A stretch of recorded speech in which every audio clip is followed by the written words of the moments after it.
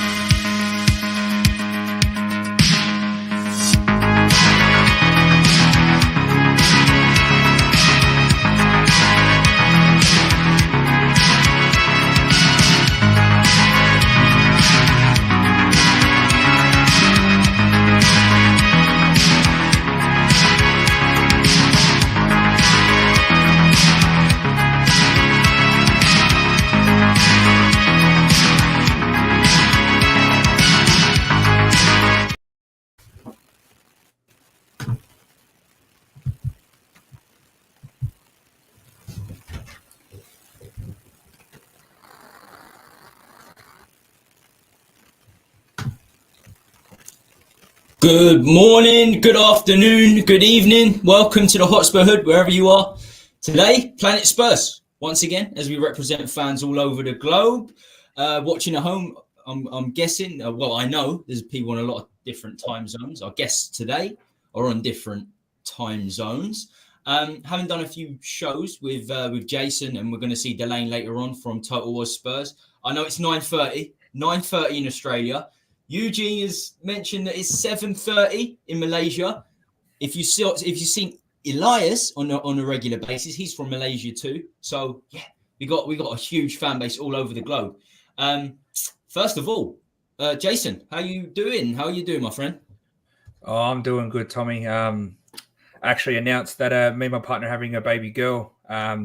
She's pregnant. So we just found out the sex today. So we're on Planet 9 at the moment. Cloud 9, I should say. But apart from that, I'm good, mate. Yourself?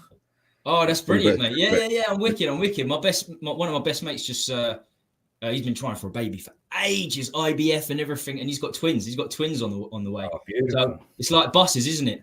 You know, yeah. It's like don't get it for a while, and they come at the same time. You get two. I'm too old to try for kids, right? So I ain't going down that road again. As long as they're not ginger, female twins, you're all right. I told him like that's Shining. We're talking The Shining there, and that's not good.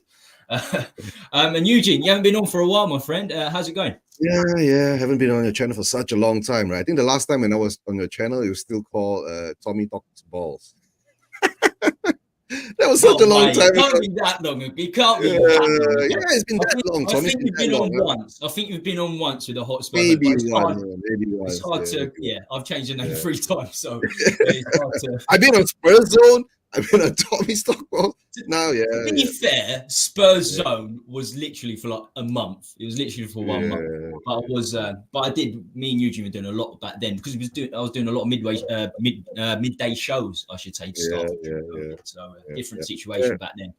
But I got a question for you, right? How did it go from Western country music to Doctor Who kind of thing? No, it's pretty crazy, isn't it? It's random, man. It's random here. It's completely random and unique here. Bit of techno, bit of country and techno. Maybe it's a new genre. Mix them up a little bit. Before we get going today, please make sure you subscribe, hit the like, hit the notification bell. It's all free, and I think we're 3 subs away from 2.6k. So nice. It'd be great if you can support the channel. I don't know, maybe your nan or your uncle have got a YouTube account. Just hit the sub, hack that and hit the sub. We need to get to 2.6k. As I said, hopefully by the end of the show we'll get there. We do super chats as well. On these on the guest shows, it's very difficult to keep up with the chat. So if you get your super chat in, we can get your message read out for definite. Right, first of all, this popped up early this morning. Talking to the chaps out back, they've seen it already. They've seen the news. I'm sure people in the chat have seen the news too. So breaking. Tottenham Hotspur's move for centre-back Ashley Phillips may collapse and is in trouble. So the Blackburn youngster, 18 years old. Phillips has already undergone a medical. However, Spurs have not met Blackburn Rovers' valuation. Why do the players always agree terms and do their medicals at Spurs? I don't understand. It happened with Mane and he got stolen. Actually, we refused to sign Mane because of his wages, and we got Willian stolen. I can't believe it. And Rovers. So we're negotiating over £3 or £4 million. Rovers are asking for £5 million plus additional extras. There also may be I don't know what I missed a bit. There also may be a I don't know. But you get the picture. You get the gist of things. We're messing about and negotiating once again, as we have done with centre-backs this entire window. Van der Ven, specifically, it seems like it's 3 weeks. Yeah, we agreed personal terms 3 weeks ago. Nothing happening. So what's your say? What's your saying on the Ashley Phillips situation, Jason? Well, I did hear that Rovers have changed their evaluation. Originally, it was about 3 million, I think, and then they bumped it up because they obviously know we're desperate for centre backs. But I don't know how true that is. But I just think it's we can't be fart-arsing around with the centre backs. I mean, we've been doing it for so long with Van der Ven, and Tapsoba seems to be the same. Now we're looking at alternatives to those guys, and then a measly 5 mil. which you probably, let's be honest, the money they make off the ticket sales with the price increase will probably pay for the majority of that sale anyway, or that purchase. So I don't know why. I don't know what's going on. I don't know why they're mucking around with this. With all this with the centre backs, like we got Vicario over the line fairly quickly. We got Solomon over the line because he was free, and then now just the one position that we actually need to strengthen, and we just we're not even thinking about it. I think Spurs are too busy, or Levy's too busy worrying about PR at the moment, in the Asian parts of the world. I can't believe it. 3 weeks. 3 weeks until the season starts. 3 more friendlies, 4 more friendlies. So the friendlies are tricky. The friendlies are key at this stage because we started pre-season so late. We're going to talk about that to begin with, actually. Delane's at the back. Another member of Spur. Have you seen this, mate? You might have missed it. Have you seen this news boys. about Ashley Phillips? Oh man, have I heard? Yeah, it's a bit of a. We're messing about. We're messing about 3, 4, 5 million pounds when we haven't got a centre back. How do you feel about that? Oh mate, to be honest, like I think I know what Daniel Levy's trying to do. He's trying to look into the future. I mean, look, it's 4 or 5 million is a nothing. But the more important thing is we need starters. We need starter centre backs. Like I mean, yeah, get the youngs in, but also we need to bring in the likes of Tapsoba and Van der Ven, and just those kind of players is desperate for us. You see on the weekend how we played. Like our defense was a bit of a up and down. So I mean, yeah, I'm a bit on the downfall that we don't have a centre back yet. Like we should have had one a few weeks ago. Yeah, I mean the window's been open 5 weeks. Window's been open 5 weeks. Everyone knows it's our most troubled position. That was our main target. That was our main target. Was a centre back. 100%, 100%, and we saw that. We saw that against West Ham. We know the attack's fantastic. The attack's been fantastic for 4 years. It's always the defense that's let us down. Eugene, you surprised with this Phillips thing? Nah. It's always the magic number 5, right? That always pisses Levy off. It's always that 5 million here or 5 million there. So now it's the 5 million for an 18-year-old championship centre back, which I think that's more of an investment, right? More of an investment than more of a first team coming into play for us. So at the moment, like what Dylan's saying, we need starters, and somehow or another we are still stuck with Dyer, Davis, Sanchez, Tanganga, right? So it is what it is. Being a Spurs fan for so many years, sometimes I just get bored with our transfer windows, right? Because it's always the same drama. But big up to Levy. The more drama he makes, the more shows we do. Very true, very true. Although it's very difficult right now to do transfer shows when it's in terms of detailing who we're going to get and who we're going to sell. Tommy, we are Spurs fans, right? We do transfer shows just talking about the players, but never actually seeing them come in. In hope. It's just in hope. I've been doing this 2 years now. It's always in hope. But we know what hope does to you. It's just the hope that kills you. I'm seeing plenty of fresh faces in the chat. I'm seeing plenty of regulars in the chat. Big up, everyone. Seeing a few come over from other channels, from Total Spur, from Spurs U Asian TV. So if you haven't subbed here, it'd be fantastic if you could. And if you haven't subbed to those channels, Celery Agent, Gary O'Neill. Celery Agent, big. I haven't seen Celery Agent in a long time. How are you doing, Neil? How are you doing? Right. Celery Agent is in New Zealand or Australia. I can't remember. He's really? Oh, okay. Yeah. Oh, that makes sense. He's one of the old timers. Tommy, he's one of the old timers. He's one of the OGs with us. Yeah, no. But I haven't seen him for ages. But he popped on a couple of weeks back, which makes sense because I've only started doing these midday shows for a few weeks. So that's probably where he is. And Luca, what's happening? What's happening, Luca? The Arsenal boy. He's going live at 2:30. So if you want some depressing Arsenal talk, because it's depressing for us because they're actually doing business. If you want to be depressed, they are, man. They really are, aren't they? I mean, Timber, Havertz is backup, so he's not a great player, but he's back up to Odegaard, isn't he? Back up to Odegaard and Jesus, so it's good for backup. And then Declan Rice, who's phenomenal. Somehow they got 25 million for Xhaka as well, so they're selling players for high fees too. They're doing it. They're doing it. They're doing it right. That's for sure. Right. As I said, it's not a great deal of actual transfers to talk about. Don't worry, we'll give you your transfer fix a little bit later on.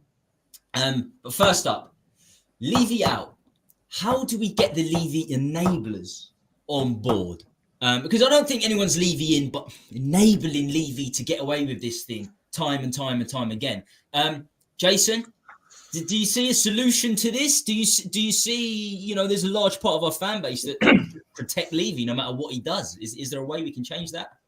Oh, well, I mean, it's been 22 to 23 years of failure and they still don't get the picture. I think it's instead of exhausting our energy and trying to convert these guys, we need to find ways to actually get him out, because I'm a Levy out. I don't care how many pretty things you can put up around the stadium or in the stadium. And if you're not investing in the football team, then there's no need for you to be a chairman of the club. It's as simple as that. He's not looking for the benefit of the club or the fans. It's all about himself. So to get the enablers, it's we haven't found a way in 22, 23 years. So I honestly don't know what we can do. There's been protests. There's been, stuff online, polls. It's going to take a big effort from all the Levy outers to connect. But the thing is there's a little bit of a divide in the Levy outers too, because some are very pro on being proactive and doing protests and stuff, and some just want to voice it but not really get involved physically. So it's a split in the Levy out camp too, and I think we have to get all band together and come underneath one banner and try and make it happen. Mm-hmm, mm-hmm. Obviously, I'm not going to blame you three here today for not going to the protest physically. But are there any other ways, do you believe, Delane? Do you believe social media is powerful enough to get a change out of Levy? Well, I think we all try to do that the same. Like, we all put that Levy out, Enoch out, all that stuff. We try and get people involved, try to get the people to come along to the protesters and all that. But there's still those people who still think Levy's kind of doing a good job. But then there's also people like us who are always, Levy out. And as Jason said, yeah, it's been going on for 22, 23 years, and we've been trying. So I don't know how much more as a fan base and as a group, how much more we can do. And I mean, people are going to realize that Levy is going to be taking us for granted, and he's going to be driving this club to the ground if he doesn't do the right thing and spend money on the team, and spend money on the club instead of doing all these stupid performances. It's going to get us into a lot of trouble. In the likes of the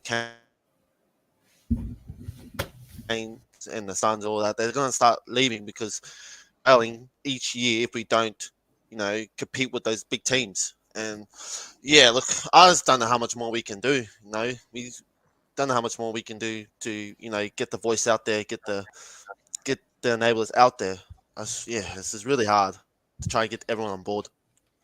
I'm trying to get this out there. I'm trying to get. You're not Levy in, you need Levy enablers. You're Levy enablers. It's good that we're talking about that. Jason mentioned a convert. Yeah. It sounds like a cult. It sounds like a sort of cult. But we have to go down. We have to sort of go down that route, I believe. But it's not really a cult. It's blatantly obvious that Levy has neglected this club for as long as he has. Eugene, it's fair to say you're. Can I have my turn now? Right. I'm going to say this. Out. What are we going to do, brother? How do we get him out? Honestly, guys, being Levy out, we are a very, very small minority. Okay, very, very small minority, because as I see it across the world, the amount of Spurs fans that we have, Australia, Malaysia, wherever you are, South Korea, right? And the home ground is where usually you guys can actually make him feel uncomfortable, right? To how to get the Levy enablers to hop onto our side of the fence, I think is that he's been doing it perfectly recently, right? After the Newcastle demolition, a lot of the fence sitters started to come over to our side. And at the moment now, the Levy on the fence, Levy outers, Levy enablers, Levy inners, Levy lovers, all can see, right? We need center backs, quality center backs that will give us improvement in the squad. not only just the first 11, the whole squad, right, to bring us forward, right? Why bring in Mourinho? Why bring in Conte and not give them the tools to win things? Now you say that we're going backwards again. We're bringing in Big Ange, right, as a rebuild manager. But as I see it, if Big Ange is what we say he is, right? Mourinho didn't walk, Conte didn't walk. I tell you, if Big Ange is the man of his principles, right, Big Ange will be the first manager to walk out on Levy. Because if he's going to get screwed around, because remember, Ange is a person who says that I want people who are honest with me, right? And I don't take shit. I don't take bullshit, right? And unless, every manager that goes over to Spurs and is under Levy's spell, then to tell the truth, if Ange leaves, we ain't going to get another manager coming in. We're going to get stuck with Ryan Mason forever. That's how I see it. You know what? But Levy is actually digging his own grave. Because now, if you were saying 5 years ago, 10 years ago, without social media, without Twitter, without YouTubers like us, right? Nobody cares. Nobody knows. You can say? But now, he doesn't have a chance anymore because we're out there every day shouting it, right? Out there every day shouting it. And the best part is that, like last season, when we were shouting it, we made top 4, back Conte, give him the players. What did he do? He got in the players early, right? And I told Brian Daigle, right, a good friend of mine, I was saying, Brian, this is deja vu in reverse. Because in the air day, when we got in all those players early, we chased after Jet Spence for like 6 weeks, right? And everything died off. So now we are seeing that being repeated, okay? But now because we are not in the Champions League, money might be tight. So what he do? Okay, confirm Kulu, right? Got in a free signing on Solomon, and he brought in Madison. Madison, we've been linked to him for the past 3 years, right? It was from 50 million pounds, 70 million pounds. We couldn't get him. Now we got him for 40 million pounds. Okay, fair. We got out, we got Winks out. We sold him back to Leicester. Okay, maybe there was a deal there, right? In all, we spend the money on Madison was, we can say, let's say it's 30 million pounds or so. But what's going to happen next? Now we're stuck. Ashley Phillips, 18-year-old, Blackburn, championship defender. Is he going to go straight into the first team? No, we know that, right? All of us sitting down here, we know that. Why isn't Van der Veen, Tapsoba, Bremen, right, being these players coming in, right? And to tell the truth, with Paratici now as our consultant, why can't we do that, right? But I don't know. Maybe Levy's too busy with the lady boys in Thailand, right? He's planning his lady boy trip. That's how I see it. I've been Thailand. There's plenty. Yeah, there's plenty about. It's a myth. And they're fun for you, right, Tommy? Not the dogs, right? I promise you now, I've never touched one. Wink, wink. Yeah. I didn't ask you whether you did or didn't. Right? Why are you saying all these things, Tommy? That's a whole nother show. This is a whole nother show. This is a whole nother show. Yeah. No, but guys, come on. I've been a Spurs fan for 40 over years, right? I'm 55 years old now, right? Past 2 years, remember, Tommy? Right? That's when we met, when the ESL broke up, everybody went crazy. We started all our own YouTube channels and all that, right? And I'm bored of it now because we come back to square one every time. Every time we come back to square. All I can say, right? Spurs fans predominantly just have Stockholm syndrome. We love the beating. Might as well we all just be BDSM fans. That's all. Mentally being BDSM fans, right? That's how I see it. Someone said that. Someone said that before about the Stockholm syndrome, and it was perfect. Yeah, the neglect, years of neglect of having nothing. You just get a few scraps of bread, like a Solomon for free, who is let's face, he is back up to Willian, who's back up to Willian. Last season for Fulham, started 5 games. He looked okay the other night against West Ham, but the guy playing was a centre-back, Lane. West Ham was a centre-back, and he was 18 from the academy. So let's put things into perspective. So I don't want to dig out every transfer. I really don't. But, I'm not happy with Solomon like some people are because he's free and it's low risk. Who's it low risk for? I said at the time, it's not low risk for who? Low risk for Levy. But that doesn't mean anything to me because he's going to save money if it doesn't work out. Doesn't mean anything to me or the fans. It's ridiculous. If it works out to be fantastic, great. But you've got to look at the CV of the player. You've got to look at the previous of the player to evaluate what he's going to do for you. And if you look at the previous, not great. Doesn't look like a good like what Terry Wright says here, right? Big Ange is in for a rude awakening. And I hope when he sees it, maybe if he does something drastic, then maybe the enablers will actually know what is wrong, right? But yeah. But if you don't know about this, Osborne, you don't need to know about this. Yeah. If we go this, Find out later. we're going back Find out 2 later. years. We'll find it out. It'll be a different Yeah, video. we We'll go find back out a 2 different years. video. Yeah, we'll tell you later in the back room. But what I'm saying is that whatever players that Spurs bring in now, right, I've actually got not much of expectations on them, right? Maybe Maddison, because we know he's that creative midfielder, and thank God we got Maddison. You know why? Harry Kane ain't taking free kicks anymore. Oh my god. Yeah. That's one of the relief I have, right, Madison? Yeah. And at least now we got Porro and Madison. We got at least 2 proven free kick takers, right?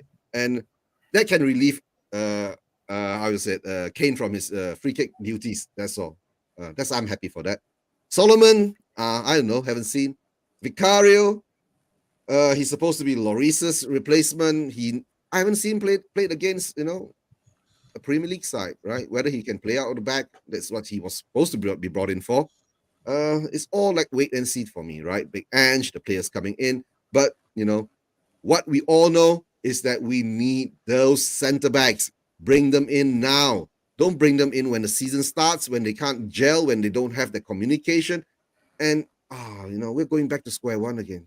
It's probably the key position in terms of in terms of communication. Centre back. It's not about your talent. It is about your positional sense.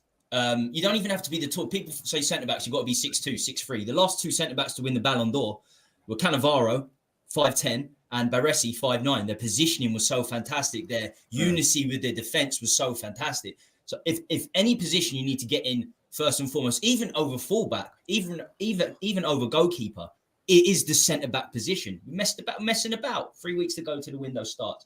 I'm just going to put this up. If everybody knows, if you don't know what this is, then if you know what this is, then fantastic. This is one of the greatest movies ever made.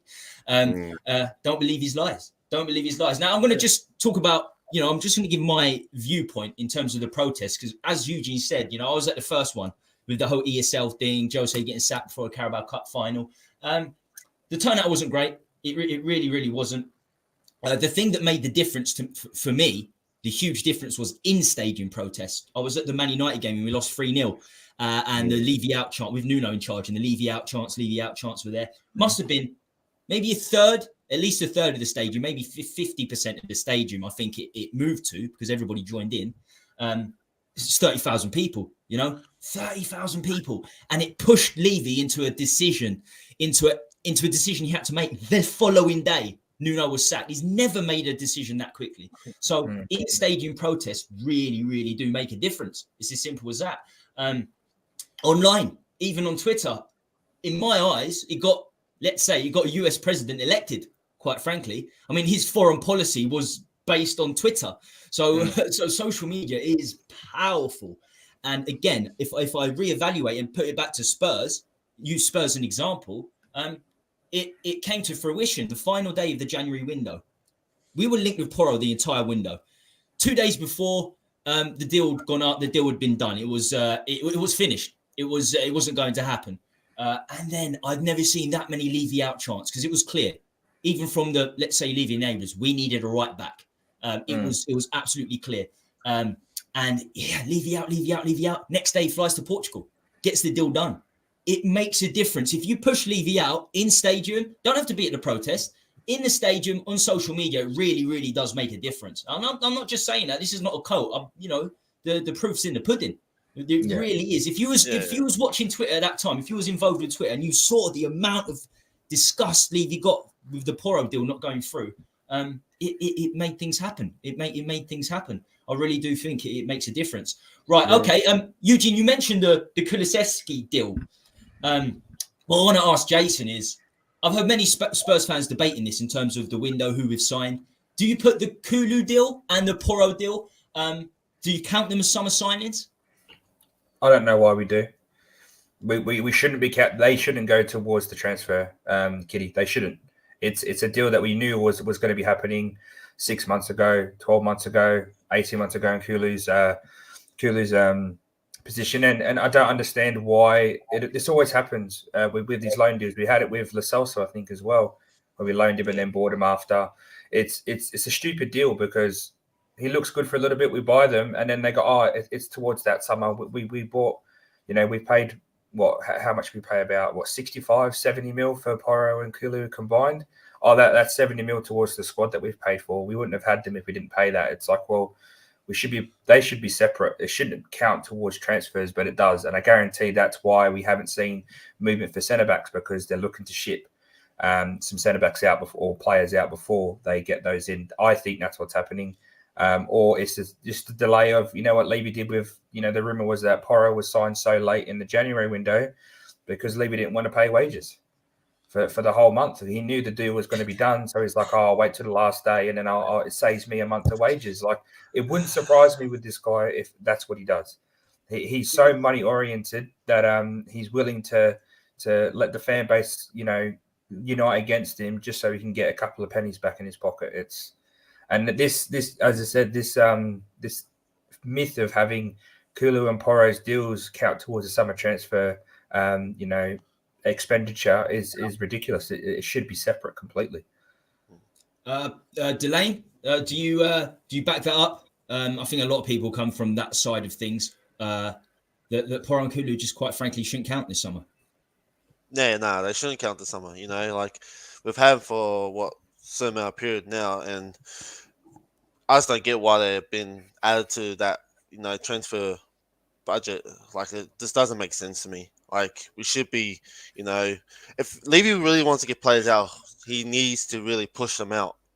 Like the likes of Davies, Dyer, he really needs to push those kind of players out, because they're the players that need to go. We need to get rid of this dead wood just so we can bring some fresh new players in. But until that happens, man, like I just don't know why we haven't been pushed. I just don't know why we're not pushing for these centre backs. I really don't know why. With these should have been done second week. They should have been done. You can sign players on pre-contract. You can sign players before the transfer window opens. At least one had to come in. I think, especially when we don't do that. If you concede 5 against Newcastle and lose 6-1, and concede 4 against Leicester, who get relegated, and lose 4-1 in the last 10 games of the season, 20 minutes against Liverpool, 4-5 conceded, you should be proactive in getting one centre back in when the window opens.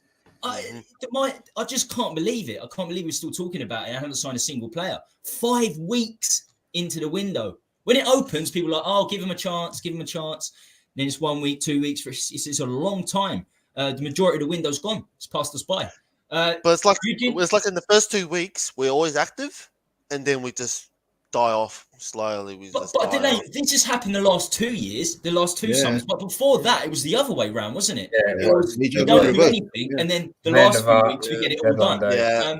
But the thing was, last season, I think Eugene already mentioned it. We signed Spence mid-July, so around now. Last 6 weeks, we didn't sign anyone other than Nadoji, who we didn't see. So last 6 weeks of the window last season, not a single player signed. It's all good and well being proactive and getting a few players in early, but you've got to get the trouble positions in, whether it's early or later on. We just didn't see anything. We know Nadoji didn't play for us at all because he was on loan, and Spencer never started Premier League game. So that was the thing. Is Conte shot himself in the foot as well, though, because he came out and said that he was happy with the squad. I think that also allowed Levy to do what he did. Because Conte came out and said, "Oh, I'm happy with what I have. I can work with what I have." Not blaming Conte. I think he was in a position that he had to say it. I think maybe he was trying to put out a bit of faith to Levy and go, you know what, I'll agree, and hopefully you give me what I want. But Jason, I don't think he was putting out faith to Levy. I think he was more putting out faith to the players. You get what I'm saying? That's true. You can't come out and become the manager and say that, "Oh, my squad is shit, but my owner ain't giving me changes." And do you think the players are gonna play for you? That's what happened after the Southampton game. My squad is shit, right? And the players, so he'd given up at that point, hadn't he? He was like, they are just terrible. They are just terrible. But the truth, guys, right? For me now, I see that our transfer windows has always been like that. It doesn't matter. We bring them in early, bring them in late, and we always don't get them correct. That's the worst part. You get what I'm saying? We don't get them correct, right? We've hit how many times? Even Levy has come out and admitted, right? He has wasted nearly 500 million pounds, £500 million, right, on players, right, in the past 4 seasons.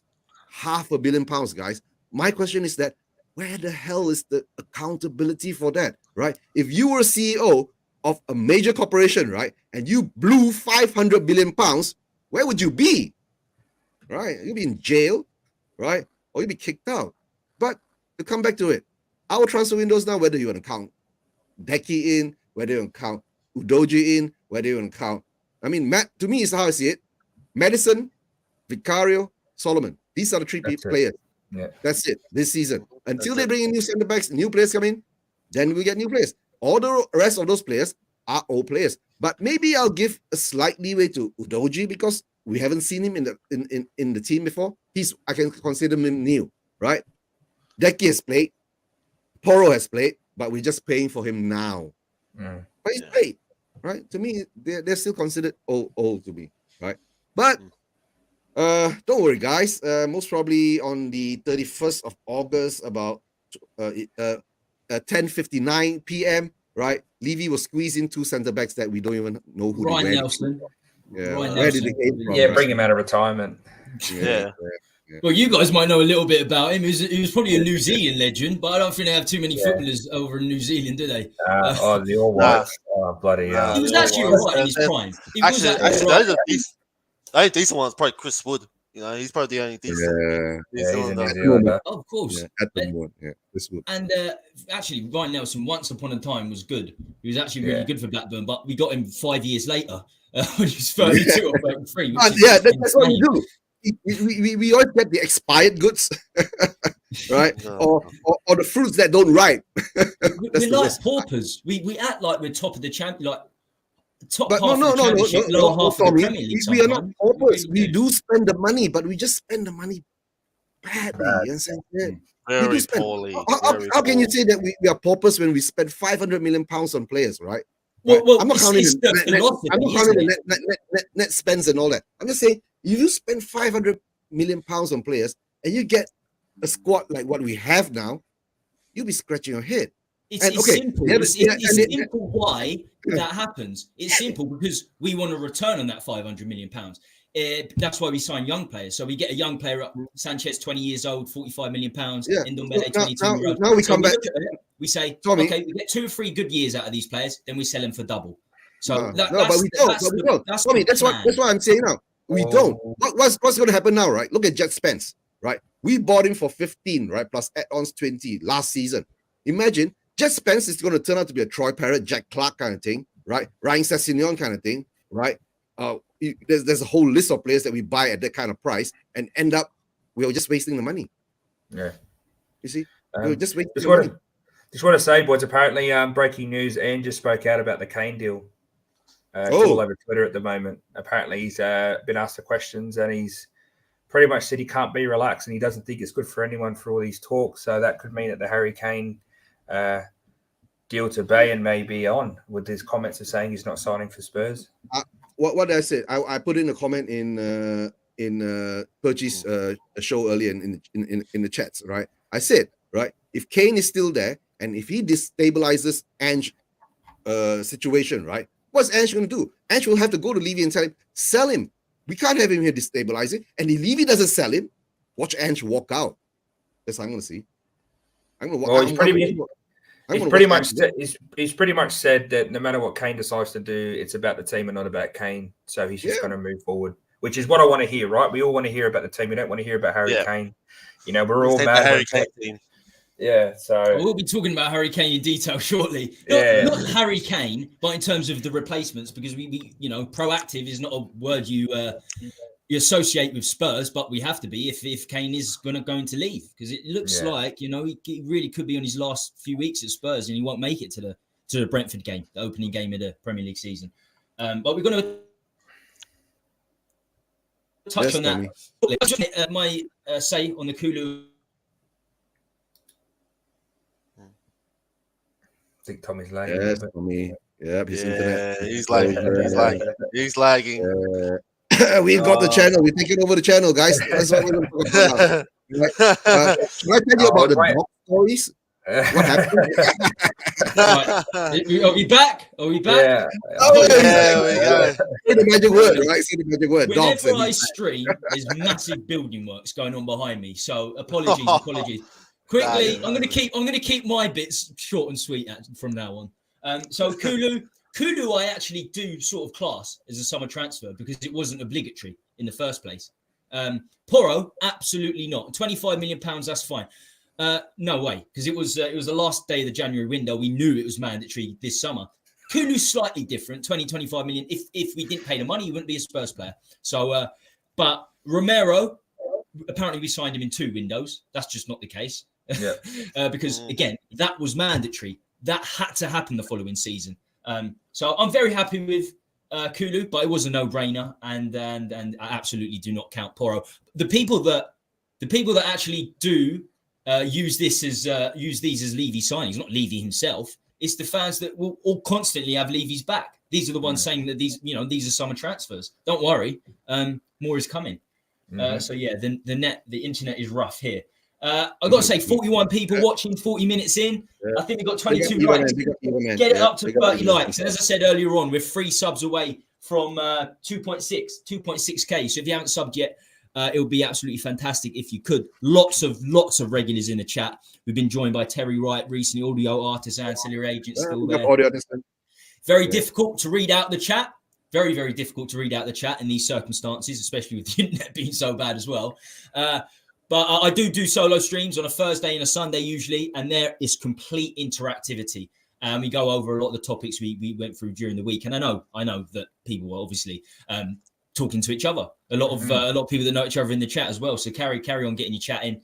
Right, next up, brief on this. Very, very brief. I'm more interested in what happened after the West Ham game with the whole Ange speech than actually during.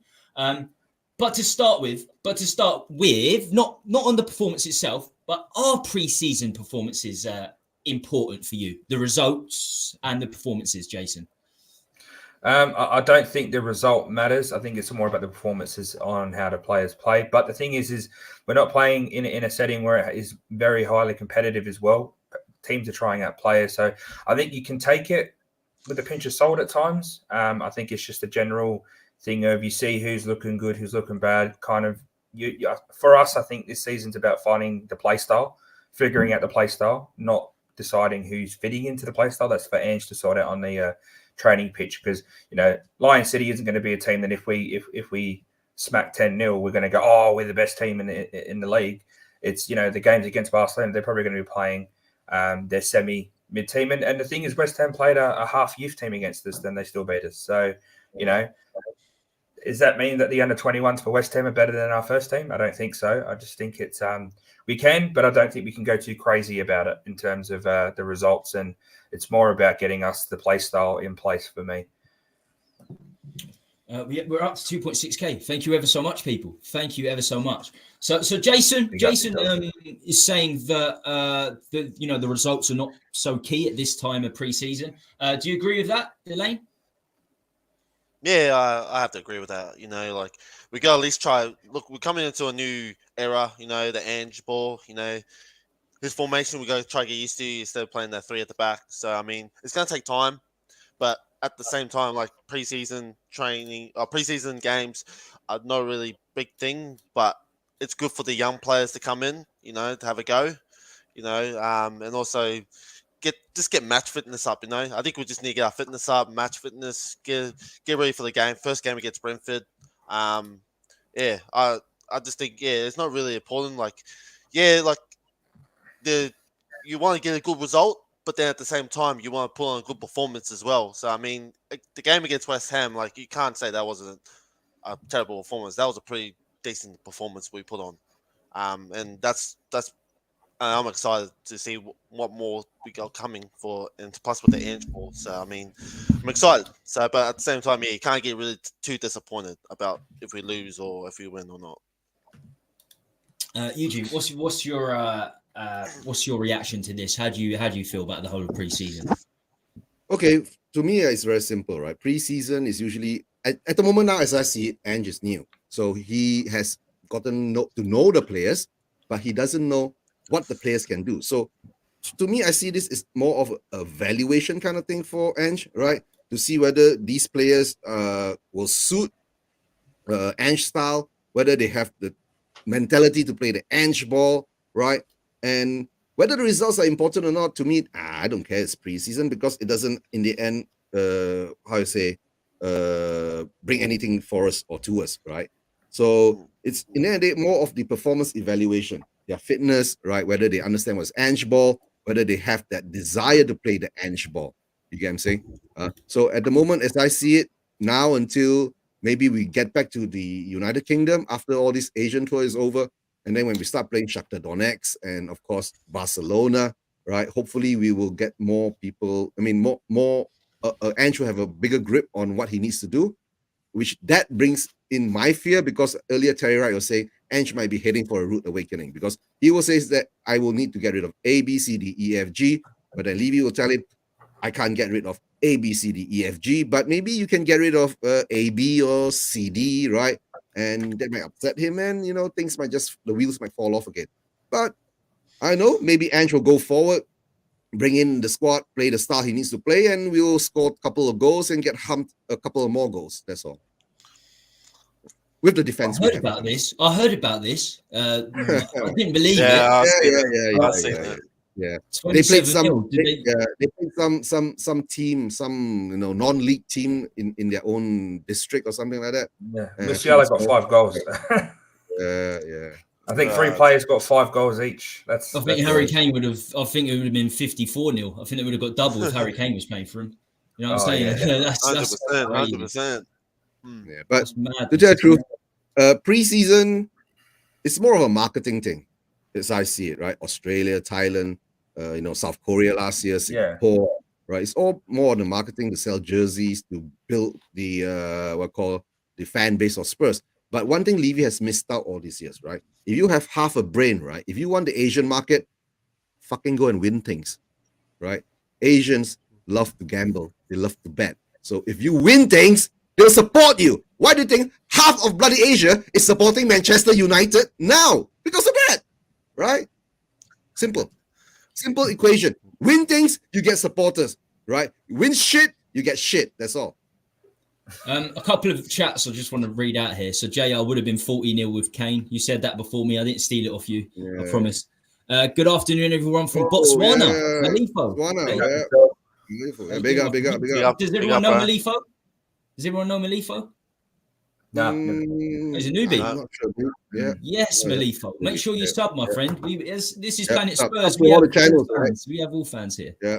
Yeah, I've got my channel on. I've got the links are there for my channel, for Total Osprey's channel, and of course not to forget for Tommy's channel, right? He and his dogs. Yeah, make sure you subscribe, Tommy. Yeah. And only that was well over a year ago now. That was well over. Yeah. We all still remember it, Tommy. We all still remember. It was about 5 years. Hey, big up, Ingwa. I haven't seen Ingwa in a long time. I have to send you some WhatsApp messages, Ingwa. So I'll keep the banners off for a little while so you can follow all these guys. This is the Twitter. This is their Twitter. So you can find out what everyone's doing over there. And that's my Twitter as well, Hotspur Hood. It's the best way to keep notified of what everyone on the panel's doing. All got YouTube channels of our own. So I'm of a slightly different opinion. Both results and performances for me, they do matter in pre-season, because you've got to start. I like a winning mentality going into pre-season. It's different because it is the first game. I suppose, losing 3-2 is not the end of the world at all. But if we lose all 4 or 5 games, I'm thinking that's, you need to go in with some form of winning mentality. They don't just not matter at all, even if the performances are magnificent. As I said earlier, the attack's always been great, and Maddison adds to it. Maddison's a fantastic player. So Kane, Son, when Son's back, Maddison and Kulusevski. It's a fantastic front line, but that was never the problem. It hasn't been the problem over the last few years. It is the defense, and it's the same issues time and time again. And you have to look at the West Ham side. You have to look at this side. Mubama up front, academy player. They're 2 centre mids. Flynn Downs, who's hardly played for them, and Potts. 2 centre mids, and they're 2 strikers, and they had 4 shots on goal and scored 3. Imagine if that's a Premier League standard. And we have 30 shots on goal and scored 2. Exactly.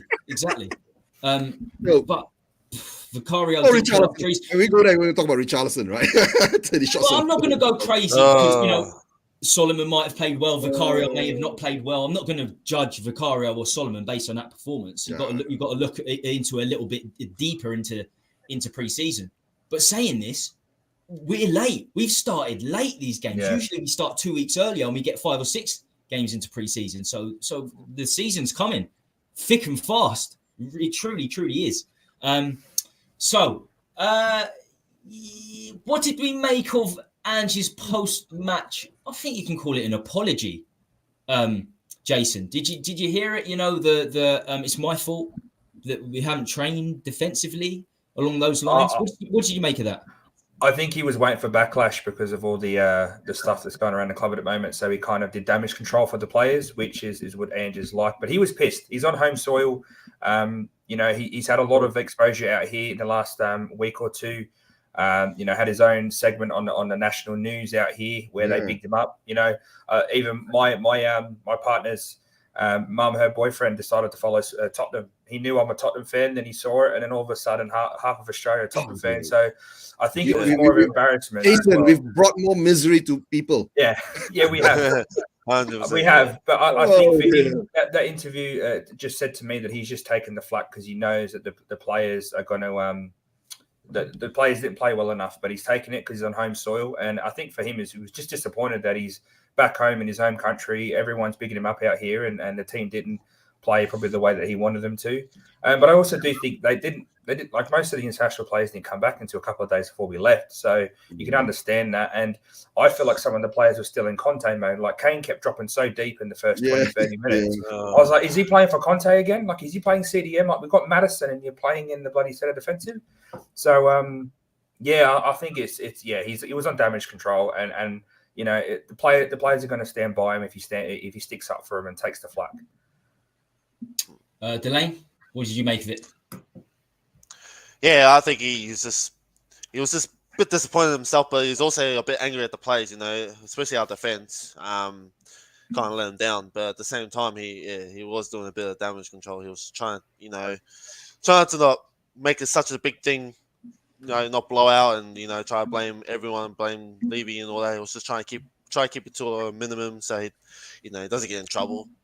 But at the same time, they did come over to Australia. He is big over here, you know. He was an ex-Socceroo coach, you know. He was a Melbourne, I think it was Melbourne Victory, or was it Melbourne? Yeah, Melbourne Victory, Melbourne City.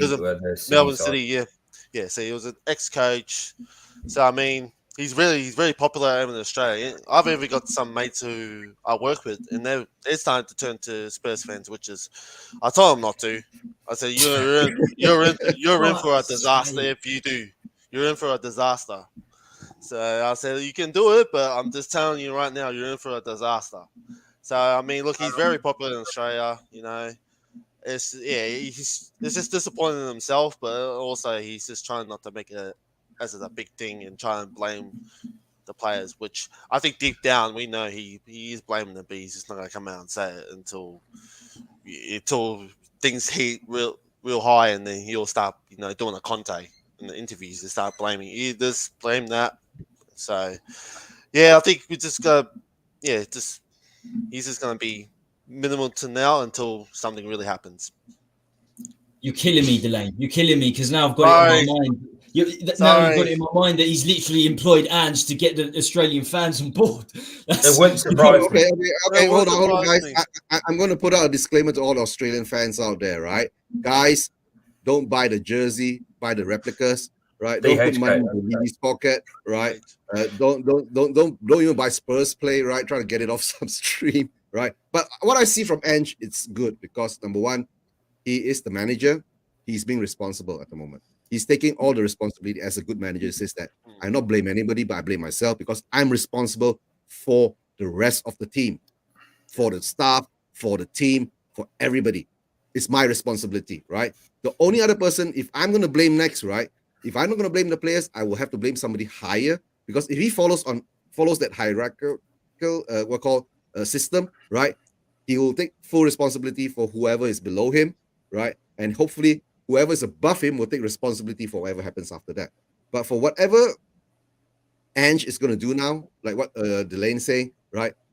Yeah, of course he's going to absorb as much as possible until he can't take it anymore. Then he might explode. But maybe along the way, right, he will be able to force a few of the issues that he needs to get settled.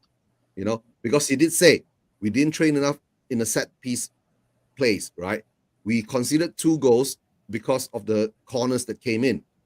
We weren't ready for that, so he takes blame for that, right? And of course, for the 3rd goal, Sanchez was, who was the other defender? Sanchez was daydreaming again. The ball floated over, which he does. I mean, he's supposed to be the fastest defender we have, but still couldn't catch up to Samaka, right? He brought it from halfway line all the way, right? And well, I was doing the watch along that day with Stelios from Tottenham Way. Guys, if you don't know about Tottenham Way, please go subscribe to them too. Great channel, right? Stelios was saying, why didn't Vicario come out when Samaka was going down, right? You should come out and make yourself big or smash the, Hulk smash the striker, right? Go for him, be in his face. But now he stood back and he scored the goal. So, but in the end, yeah. It is what it is, right? Yeah, it just punch, just knock them out. That's what keepers should do. And centre backs, I want if there's a bad first touch or if there's a 50-50, just smash them up. Not crazy, but let them know. The strikers know that if you do have a poor first touch, you're going to know about it. Daryl Denton, Tommy, they beat the same team 24-0 4 years ago. What's the point? I don't see the point in playing these pre-season friendlies. Look, Bayern Munich know what they're doing. They absolutely know what they're doing. It's fair to say. Maybe it's for charity, right? Each goal gets a certain amount being paid to it. So the more goals go in. That's the season where they won the Champions League, because they won the Champions League in 2020, so it would have been the pre-season 2019. So they know what they're doing. Thanks, Steve. And I love this avatar. Daryl Denton's a regular in the chat, very much a regular. Sparta Avatar. Is there a new series coming out? Because 300's my movie, man. That's what we need. Like a Gerard Butler. Gerard Butler, mate. That's what we need at centre back, man. Give me a bit of Gerard Butler in there. If I ever swung the other way, Gerard Butler's my man. Oh no, sorry, it wasn't Vicario playing second half. Yeah, sorry. It was Austin. Yeah. Meta football. Yeah, Austin didn't come out. Yeah, it wasn't Vicario. Austin was the one supposed to come out, right? To close down the gap. Yeah. Lots of love between the chatters. Lots of love for the guests today. Good morning, panel. Bobby K and everyone in the chat. Unfortunately, it works. So just a quick pop in, say hi, and like that button. Bobby K, big up, my friend. And yes, we're almost an hour in. So please smash the like if you haven't already done so. It really, really does make a difference, and it's of course free. He's in Canada. Bobby K's an international fan as well, so he's in Canada. Yep. He's got a big work day ahead of him. Good to see Eugene back on the show. I think he may have been here. He hasn't been here since the Hotspur Hood rename. I don't think. Yeah. That's crazy. That's crazy. You've got a new sub. Thanks, Meta Football. Right.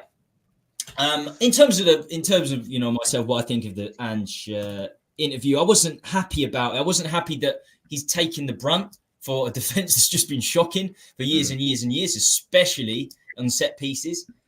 And it shows the previous thing we've been talking about, how important preseason is. Ange thinks it's important. He thinks it's important enough to come out and apologise after a game. So it's a key game. It is absolutely a key game for me. Now, on to the more specifics. Wait. Tommy, one more thing. I'm just waiting here now, right, to see will Ange dismantle that players committee or that leadership committee that we have, right? The players leadership committee. He should get that thing out of the way straight away. Maybe that's why Dyer and Davis and all that is still around because of that. And it is. That's the only reason why they're still around. They're a part of that. They're a part of that committee. He should get rid of that, right? He should go to Levy and tell him, dismantle that thing, right? If you want a committee, right, make it the Ange committee. Everybody comes and talk to me. Yeah. Nobody talks behind my back. You know what I'm saying? Yeah. Right. That's how I see it. But Spurs, Levy loves his players, right? We'll have lunch with them, go out drinks with them, right? Get some lady boys together with them. So let's see what happens. All right, Eugene, I'm going to stick with you. I'm going to go in reverse this time. How many centre backs do we really need? Whoa! To tell the truth, let's put a spin on it. Let's sort of how many do we need, and let's sort of try and be realistic at this stage. Okay, how many do we need? We need 3, right? At least, because we have to get rid of Sanchez, Davis, Dyer, Tanganga, right? We need 3. Realistically, 1.5 will come in, right? The half will be some youth guy, right, who won't be playing, or maybe come out and and do some cameos here and there, right? But realistically, 3 at the moment. We need to refresh that whole centre back, right? We conceded 63 Premier League goals last season. Premier League goals, right? You're not including Champions League. You're not including the cups, right? The 2 domestic cups. Imagine, we have conceded nearly 100 goals last season in all competition. What does that show you? We've got an inadequate defense. Get rid of them, rebuild the defense, and start from there, guys. Just start from there. But, like I said, 1.5, one on loan or something like that. So in the end of the day, I don't know. 1.5. I know you said one. You'll probably get something with one leg. That'll probably be the next thing. We get a centre back with one leg. But one permanent and one loan. It's very, very, very likely. Delane, what are you saying on this matter? How many do you think we need? How many realistically do you think we're going to get? I gotta agree with 3. I gotta say 3. But realistically, I think 2, and one of them will be Langley. 100. I think Langley was going to be coming. Oh, that's the half. That's the half coming in.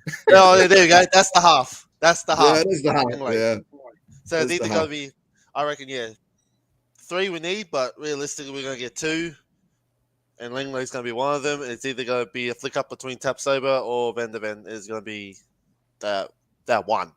The half's going to be Langley. But I agree. I agree. It's I agree. 100%. I don't understand. So Eugene's just 63 goals in the Premier League. We had that with Langley there. So we're going to get one centre back from that point. Is it going to prevent us from conceding 63 goals? I'm sure we'll find out. Don't worry, guys. We're going for the big number. We're going to concede 100 goals next season. Yay! That's just and this is just a prediction that we're going to sign 2 centre backs. Yeah, because we still haven't signed any, including Ashley Phillips. Don't go there. Jason, how do you see the centre back situation unfolding? I completely agree with both Eugene and Delane. Basically, we need 3.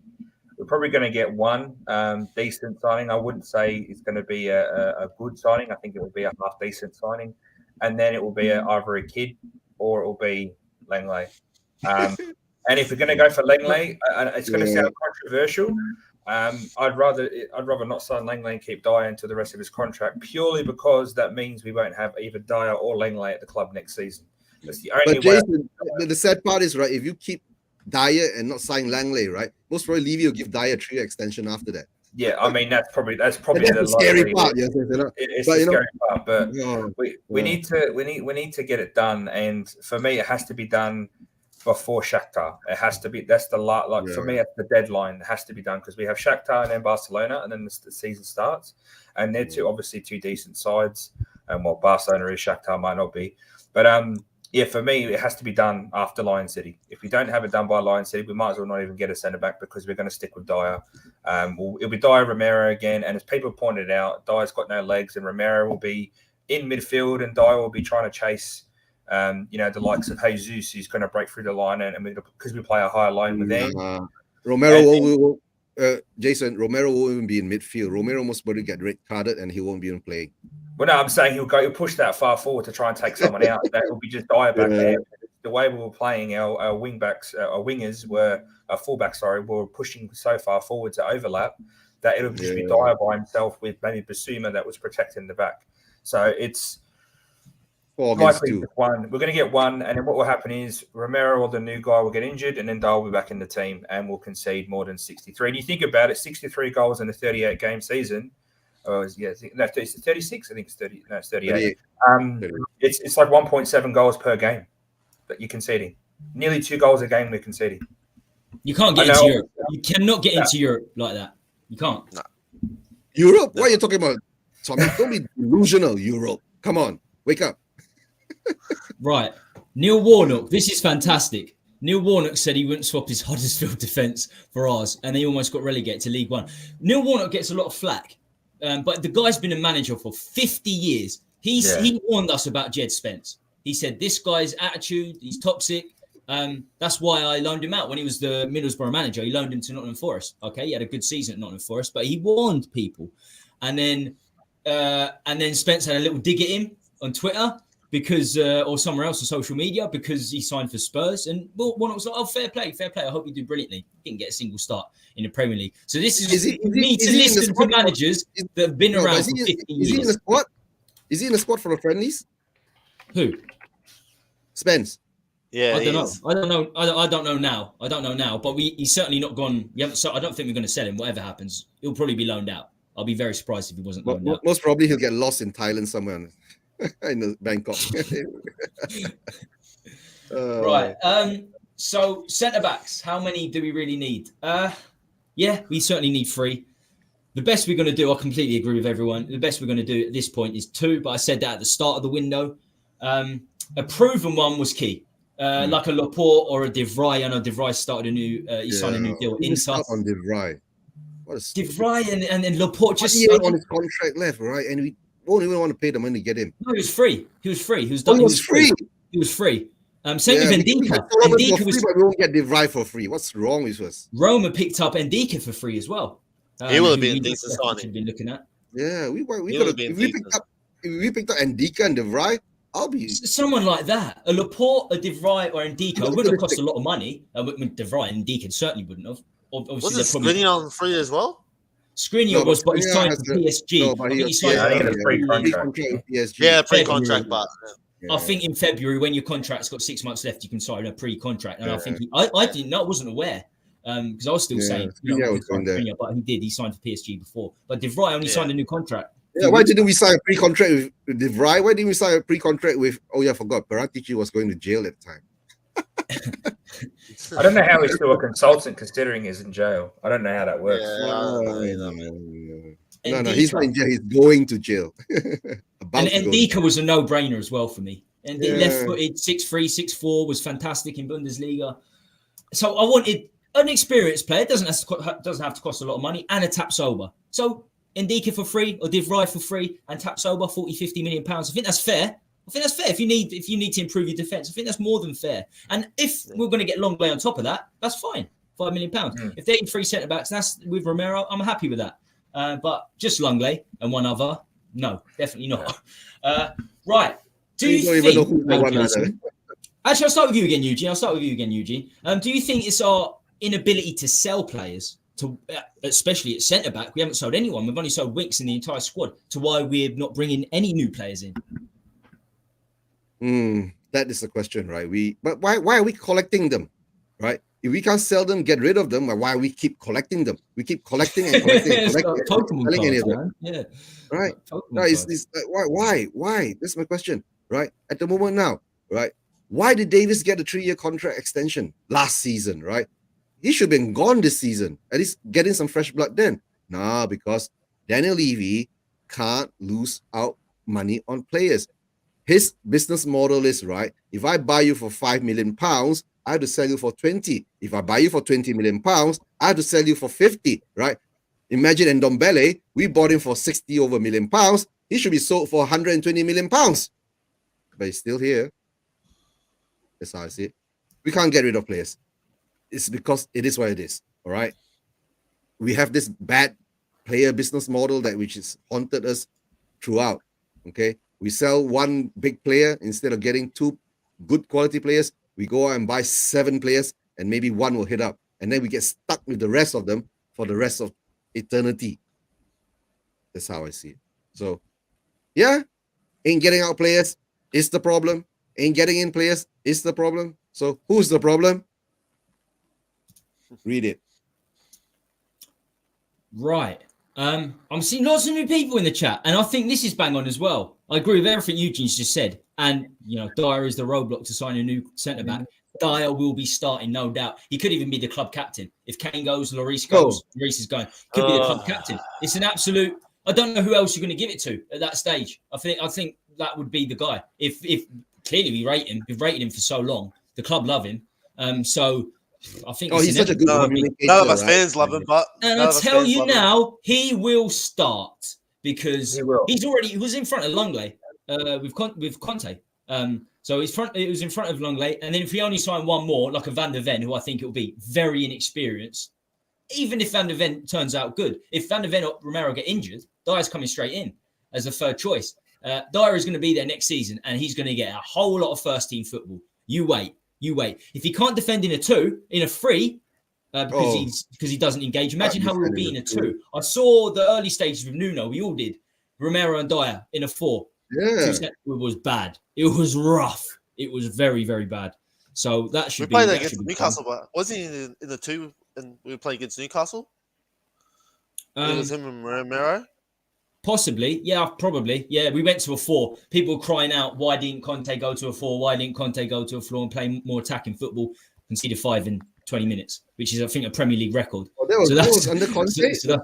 No, it was under Mason. No. It was under Mason. That was under what's his name? Stellini. Yeah, it was Stellini. But Stellini did go to a 4, didn't he? He did go to a 4. Yeah. So and then we've seen that embarrassment. Whatever happens, no manager has a chance. Just I mean, we talk about bad decisions that Levy's made. I mean, going back, 10 games to go, and you put over a quarter of the season to go, and you put Stellini there, the assistant of the manager you sacked, and then Mason for another 7 games. Just incredible. For me, you had to put like a Redknapp in there. If you're going to sack Conte, you have to put an experienced manager. That's the thing I'm saying, right? Levy's actually digging his own grave at the moment, right? The earlier question you asked, how would the Levy outers get the Levy enablers back onto the Levy outer side? This is what he's doing. He's digging his own grave. We all know we need centre backs and quality centre backs, not normal centre backs, quality centre backs, and he's not getting any centre backs now. So, as I see it, the longer it takes, the hole is getting deeper. That's all I see it, right? That's all. I like what you said about collecting centre backs. We're actually collecting them, yeah. Because we can't sell them. It's like a, what's it called? What's it called when you hoarders? It's like we're hoarding centre backs. It's like we're absolutely hoarding players. The only Winks sold, and last summer the only player we sold for money in the first team was Bergwijn. The rest were loaned out. So I do think it affects us, especially affects us under Levy, not selling players in terms of bringing new players in. It shouldn't. Because you should sign the centre-backs in, and if you can't sell them, then come the end of the window, you just have to loan them out. You can find loan moves for all players. You just have to pay the majority of their wages, I guess, if clubs don't come in for them. But you can get them out, and it shouldn't affect you signing new players. For me, that's the way I see it anyway. So we are coming to the end of the stream. We're coming to the last part of the stream now. Please make sure you smash a like if you haven't already done so. I think we've got 40 people watching. Only 24 likes. That doesn't add up. It's completely free to smash a like. Lots of new people in the chat, and I'm going to take the banners off again. We're going to get the boys here plugged fully at the end of the show. But follow everyone here on Twitter. Follow their YouTube channels, and I know you're getting subscribers as we go. So that's fantastic. Right. I do want to bring this up. A lot of people don't want to talk about this, but signing players off our London rivals. And I say this because it seems like the London clubs are signing players off each other, just not with Spurs. So just in the last 6 months, Arsenal has signed Jorginho and Havertz from Chelsea, Rice from West Ham to Arsenal. Why do Spurs not try this? And why do you think that? Why do you think we never go down that route, Jason? Signing everyone players. hates it. Everyone in London hates us. I mean, everyone in the country hates us by the looks of it. Sky Sports hate us, commentators hate us. But look, let's be honest. It's everyone's rival in London is Tottenham. I don't think they really care about each other. West Ham and Arsenal don't really have a good rivalry. Maybe West Ham and Chelsea, for me anyway. But I think it's also because the way Levy is, they just don't want to deal with him. And I mean, you could even go further back. Look at the good players that Chelsea got. I know Fabregas wasn't directly from Chelsea, but they got Giroud, and Giroud was killer for him. I think he won a Champions League with him, and I think he won the league with him. I don't know why we don't look at. I think we could go for a few West Ham players. I don't think any of them improve our squad that much. I think we were looking at Bowen at the start of the window, but that just went out the window within like a couple of days. I don't think it's bad business. I think it's at the end of the day, people do it. People have got played for multiple clubs. Hoddle's played for Chelsea and Tottenham and managed. And sorry, I think he's managed. I don't think he's played. I'm not 100% sure at the moment. But he did. He did towards the end of his career. Yeah, he did too. Yeah.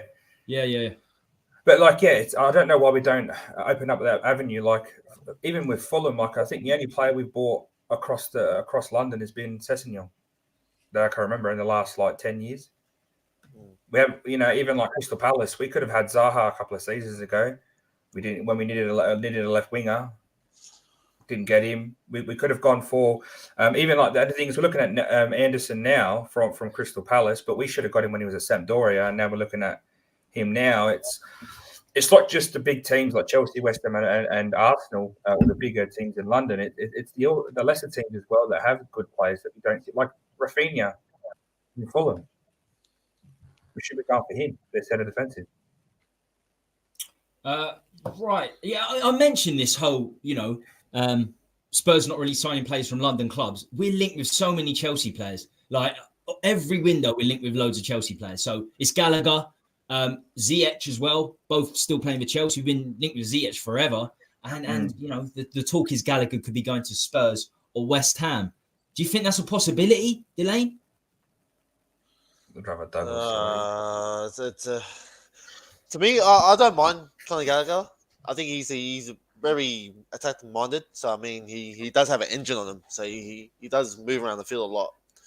But do I actually see Chelsea selling them and bidding with us? No, because they got to deal with Levy, and no one wants to deal with Levy. To be honest, I think he just likes to put one price in. Oh no, we gotta lower that price. You gotta lower that price. He just likes to just look bits by bit, lower the price till it suits him, and that's what gets us into problems. We don't get the players we want because he just lowers his price tags, and it's just like, oh my god, just pay the money, get the deal done, and let's move on. But yeah, like no one wants. I just don't know why we don't go for like our London rival, teams. If we didn't get Madison, I was looking at getting Eze. Eze would have been a decent sign. Yeah, he's top class. Yeah, Eze. Even what's that right winger's name? Elise. That's it. Elise. Why don't we go go on the right? It'll be definitely good on the right. Back up for Kulu. Look, yeah, just those players. Like, I just don't understand why we're not going for them, and that's the problem. They don't want to deal with Levy. That's depressing bringing up Elise, because I used to watch a lot of Championship football. I used to be a scout down the league, so I used to watch a lot of Championship football. I used to work with a few Championship clubs, and Eze, it was clear that he was destined for big things. But I get it. It was £20 million. It was a bit of a risk. We've gone in the Championship before. I think we signed Jack Clark, who was there. Didn't really work out. We've seen that Eze was so good at Palace in his first season. Elise you had to get Elise. How other clubs didn't go in for him, he smashed it towards the end of the Eze season at Reading. And that following season, when Eze was killing it at Palace, he was unbelievable, Elise. He was unbelievable. That window, he had a release fee of £8 million. £8 million. Palace got Elise for £8 million. He can play a cam, he can play on the right, homegrown. We had to go down that route, and we never, ever do. We never signed the quality down there. We missed out on two. That Eze's going to cost £60 million. He can play centre mid as well. In a free, Eze can play centre mid. So I was looking at him thinking, if Postecoglou is going to, if he's going to play his free, he suits more than Maddison does. So that's a great shout, Delane. I forgot about Eze because I don't see how Maddison fits in with a Postecoglou free. That's why I think down the line we're going to go with a 4-2-3-1. Yeah, for sure. Why do we not sell? Why do we not sign London players? I think Jason and Delane have hit the nail on the head in many ways. It's not just exclusive to London, is it? No clubs want to deal with us. It's a simple. No Premier League clubs wants to deal with us because of Levy. Is that how you see things? Yeah, I guess it is, right? Whatever Levy's done throughout his 23 years dealing with all the other owners, right? A lot of people don't like to deal with him because he'll go down and press people when they are down, right? And, not give people a chance. But, I mean, that's the businessman part of him, right? To try to save and scrunch every penny or pound that he can get out of it, right? A lot of clubs just put out, this is our transfer fee. If you come up with it, we'll move the players. But no, he'll come out and I want £5 million discount, £10 million discount. Then we will negotiate. Halfway we negotiate, he'll want a pack of cribs, right? Some fish and chips, right? And then the owners are going, why am I giving all this shit, right? If you want a player, pay the price. So if you're upset owners for the past 23 years, nobody wants to deal with you. But to say that we have not signed any players from London clubs, we have actually. We've signed Adebayor, right? I mean, I was in Manchester City, Arsenal was in Arsenal before he came over, right? We have signed a few of them, maybe not enough He of them. actually, Adebayo was from Man City. He was he's the last top 4 player, a player we've signed from a top 4 Premier League team. Yeah. 12 years ago. That's insane. That is 12 years insane. ago, yeah. So you're talking about scenarios of, who can we go for now? I mean, you want to pay the price of Conor Gallagher. He's priced at 50 million. So if Levy says that, okay, 50 million, I'll give you 50 million, and you just give me Gallagher. No, but Levy will go and talk to Todd Bowley and say that, can we try at 25 first? No, when you start negotiating at that kind of levels, people ain't going to take you seriously, right? My price is this. Sometimes you will get it, okay? Sometimes you'll get it because sometimes when people are desperate, actually, that is not the valuation that they think the player is, but they just want to put it higher so they can get more. Maybe, they'll get it. But nowadays, you're talking about everybody knows that the Premier League clubs are the more or less the richest clubs in the world because our TV revenue are into hundreds of millions of pounds just for the Premier League status. Why do you think that the third spot that comes up from the championship, right? They say that's one of the highest paid, game in whole of world football. One football game, right?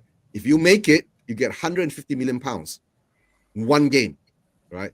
It is what it is. So in a day, we are looking at a lot of players, which we usually do when the transfer window comes along. We are interested in a lot of players, which we usually do. We are in contact with a lot of players, which I usually do. With all those interested FC, whatever FC, we are always that. But in that day, whether it happens, it doesn't happen is one thing. In that day, I just want quality, right? Proper scouting, proper quality. Whether you want to use it at database, whether you want to use the eye test, whether you want to check, please bring in the players with the right mentality. I think we've been stuck with a bunch of players, right, where the mentality has been, I call, not ambitious enough.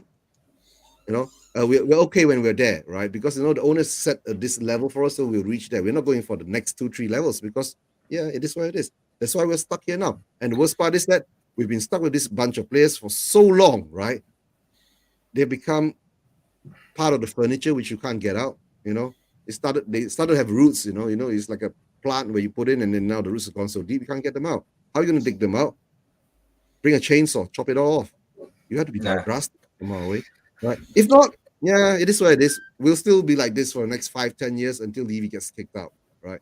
Maybe along the way, more people will get, like what Tommy is saying. The protest, Spurs protests aren't like Manchester United protests, aren't like Chelsea protests, ain't like Arsenal protests, right? Not like Newcastle protests, right? How do we protest? We see it. But what are you saying? In stadium, the chants, right? and the dissatisfaction. But the sad part is, right, you only can sing, you only can show your displeasure. You can't bring in paraphernalia, The Spurs security checks you down like crazy. You ask Tommy, right?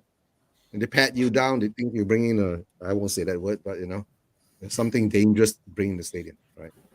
But I'll tell you what. London rivals, I don't know why we don't sign more. About protests. I was on a neutral stream with some Man United fans last week.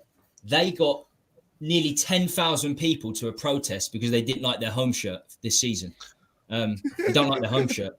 We can't get more than 100 people when we've won one Carabao Cup in 15 years, charging the highest season ticket prices, getting the most match day income, getting the most income from off-field, quite frankly, outside football, the boxing, the concerts, and still we can't get more than 100 people to an outside protest. It's absolute insanity. Well, that's why we are where we are. Changed. We are not the most expensive in the league now. Fulham are. Yeah, Fulham's Peter. $3,000, I think, for the season. Is it actually? Yeah. But to be fair, have you been through Fulham Broadway? That's a beautiful part of London. That's a beautiful. I'm from Tottenham, and it's not a beautiful part of London. Yeah, so I know that, mate. I know that. Let's remember, how big is the Fulham Stadium?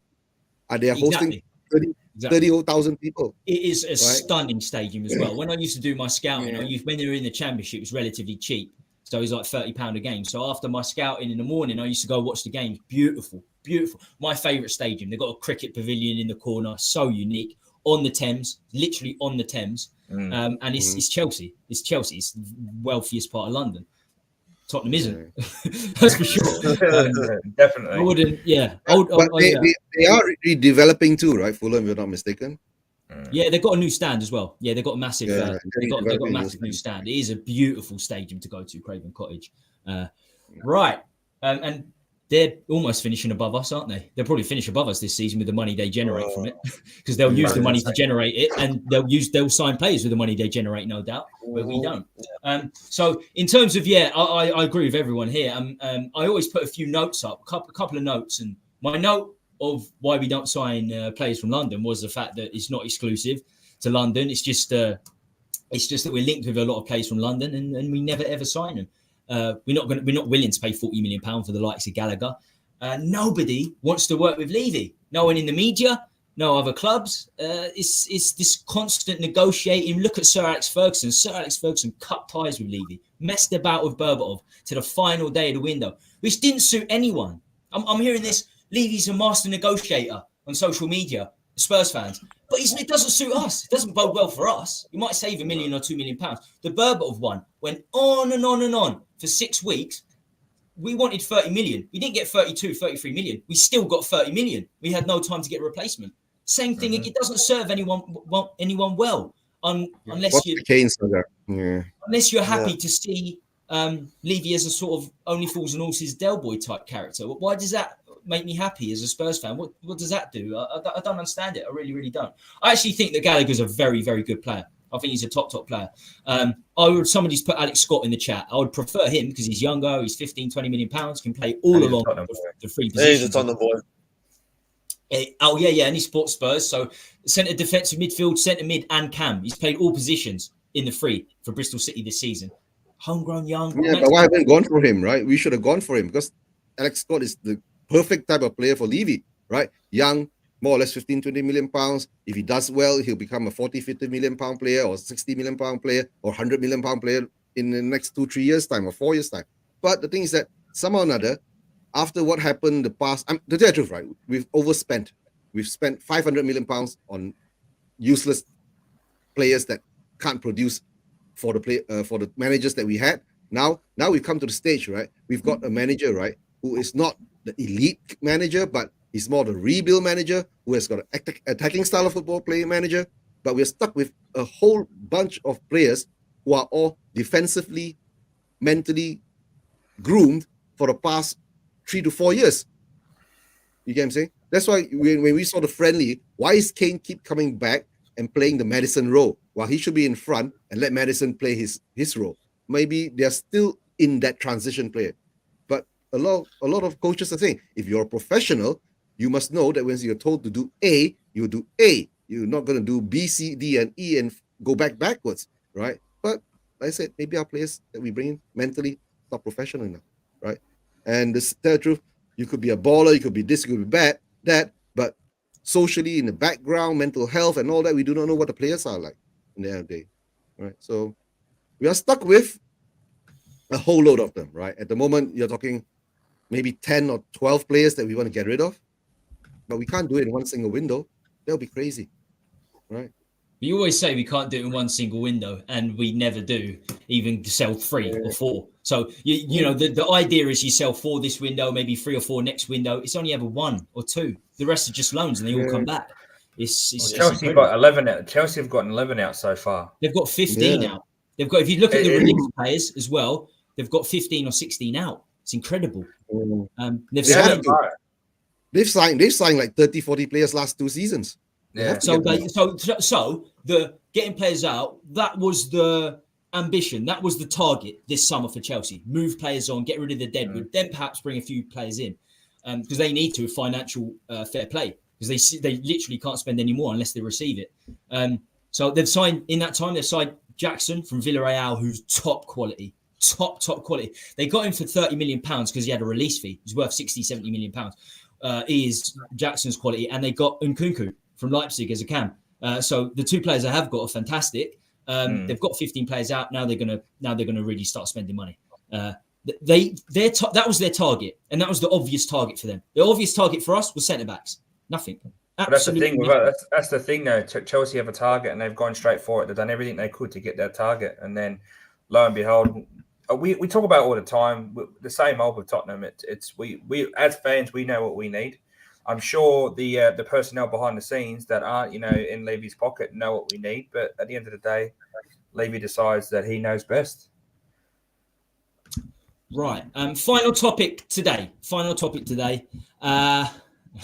And it's the big one. I was going to get a little visual here. I didn't have enough time because I went for a run this morning and I was struggling for time. I was going to get Keeping up with the Kardashians. I was going to get the whole Kardashian thing and put Kane's head on all the characters, but I didn't have time. I'll do it next time. I'll do it on my solo stream. I'll have that sorted for Sunday on my solo stream. I do replicate a lot of the things I chat about, but I get completely interactive with the chat when I do so. So I might have that ready for Sunday if I go live. So yeah, keeping up with Harry Kane. First of all, do you personally, Jason, think it's time to sell and then rebuild this window? Is it time to sell and rebuild? Yeah. I think if we leave Kane to go to Jan, then it's going to be he's going to play it out for a free, and we're going to get way less. So it's hard because I think every Tottenham fan doesn't want him to go. You can look at it two ways. You keep him and let him go on a free, and we do everything we can to get into the Champions League, and then maybe utilize the Champions League, which I don't think we ever have anyway, because it's Levy, for God's sake. But the idea is you get into the Champions League, Kane goes, and then you bring his replacement in, and you have a year to prepare for that. What I think is going to happen is this saga is going to play out until either Kane goes or he forces a move in January and goes somewhere on a free. It's Kane wants to. I think Kane wants to move. I think he's done. I personally looked at the way he played on the preseason. He didn't look that bothered, if I'm honest. But that could also be because he's just come back from England at international, and he's only had a few days at home and then back on a flight to Australia. So, and I know that flight, and it's shit. It's a 20-hour flight. It's not the best flight in the world.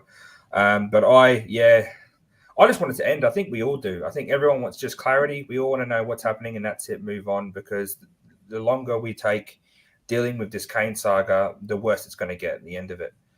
And for me, I'd rather take the money now.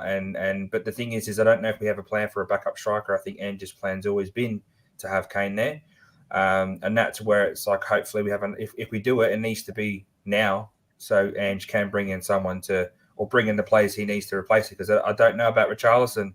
Once again, the guy can't stay on side. So, and it's a pre-season game. The guy can't time his runs to save himself.